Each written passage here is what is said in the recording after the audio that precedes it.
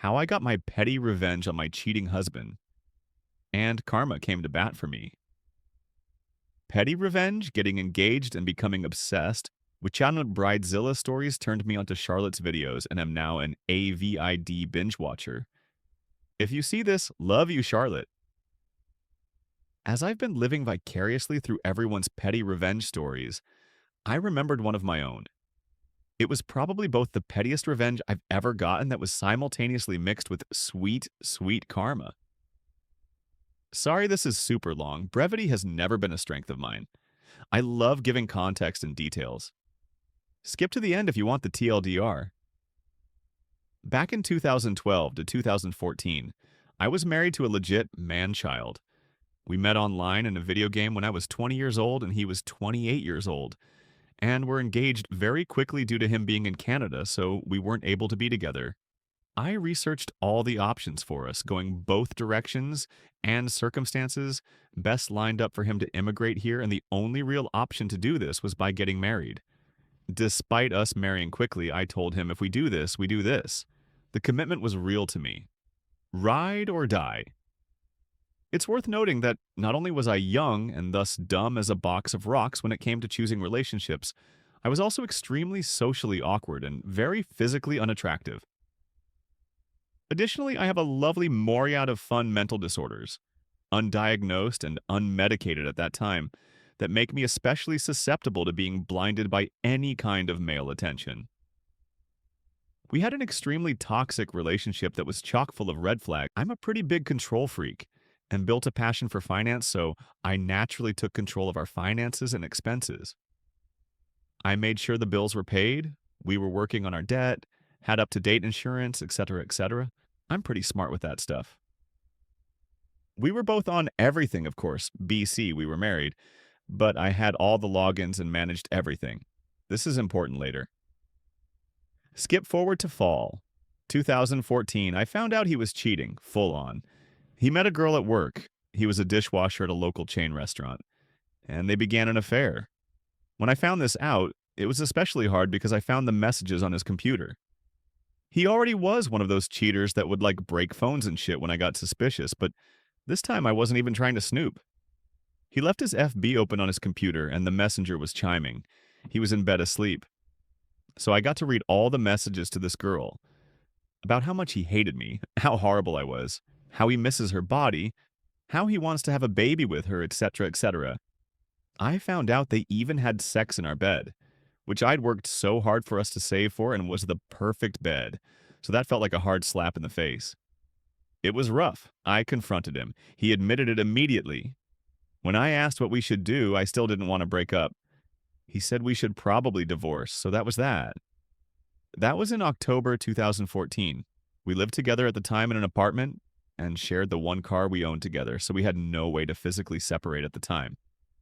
I went through the various grieving stages, flip-flopping from anger to acceptance and back. So although living together with your cheating husband, while he's still seeing his mistress, we were amicable half the time. So I got to learn about this girl. She was 18 years old, he was 31 years old. Lived with her parents with no car. I still recall him telling me with a big grin on his face how when he met her dad for the first time.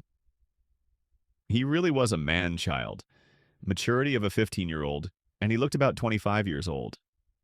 I laughed hysterically upon hearing this as I asked him, "Does he know you're 31 years old?" "No." "Does he know you're a dishwasher?" "No." "Does he know you're married?" "No." What a prize. He even had the audacity to ask me once to give him a ride to her house. I had full control of the one car of ours because he could walk to work and I had to drive. And BC, he had no room to demand anything. But it wasn't always amicable. The anger came back, of course.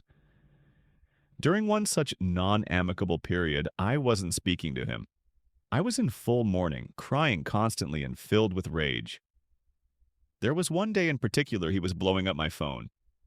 I didn't answer or listen to his VMS, so he showed up at my job. I was livid, tried to keep my composure while I nearly screamed at him to get out while he pleaded to just talk to me. He left, It was the next day, I think that I got an email from our car insurance provider saying our policy has been updated and here's the new premiums. My email was the only contact email, so I'm updated with any changes. What? I logged in and found a new car had been added to our policy. Confused as hell, BC, he didn't have any of our login info.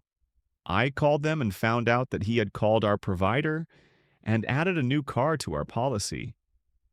He's a full policy holder, so he had every right to do so. I called him immediately to ask him what the actual fuck. He said he had tried to talk to me about it. He went to buy a car and they said he needed insurance on it, but he couldn't get a different company because he was already insured through ours.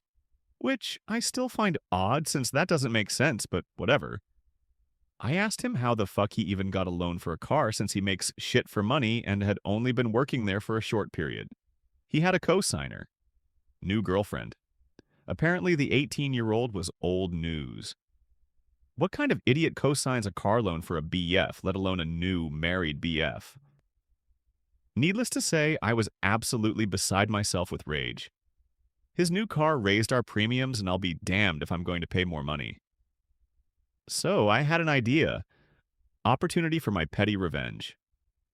I logged into our insurance portal and changed the coverages. I dropped every single coverage for his car.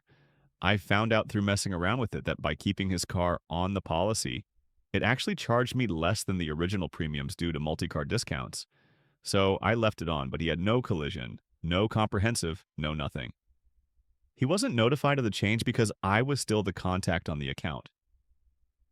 This is where karma came in. 5 days after I changed the coverages, he was in a car accident, hit by an uninsured motorist. It totaled his car, his $13,000 car. He now was back to having no car and was still on the hook for his car loan, in addition to his co-signing girlfriend. This is where karma came in. 5 days after I changed the coverages, he was in a car accident, hit by an uninsured motorist. It totaled his car, his $13,000 car. He now was back to having no car and was still on the hook for his car loan, in addition to his co-signing girlfriend.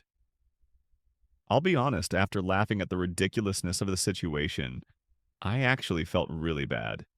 I called the car insurance company crying, begging them to cover it, saying I made a mistake, thought it was just a quote, blah, blah, no dice. After being understandably upset about it, it was a week or two later he ultimately actually told me he forgave me for it. He said he deserved it for cheating on me. I still felt bad, but that helped. Some more shit went down before we finally finalized the divorce. More of his lying bullshit, more betrayals. But I eventually got out and moved on with my life. P.S. Fun fact, he later married that same girl. She reached out to me some years later asking for details on our marriage, since she was running into the same cheating behavior as I was. I was honest with her, genuinely felt bad for her. I gave her all the info she asked for and the advice to run. She and her daughter, 10-year-old from prior marriage, deserved better. I guess she didn't take my advice because I found out a couple years later they had a baby together.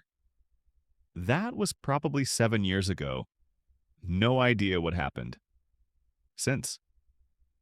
I now live a life where I do not purposefully hurt people I love or have wronged me out of vindictiveness. I focus on being the best person I can. I'm far from perfect and have learned a lot over the years, but I'm proud of the person I've become and all the work it took to get here. After a few more toxic relationships over the last decade, I found a man, or he found me really, who is amazing. We treat each other with kindness and respect and show each other we love each other every day. Still, whenever I look back on that whole situation, I just have to chuckle at the absurd irony of how it all played out. I've never seen a better instance of karma in my life.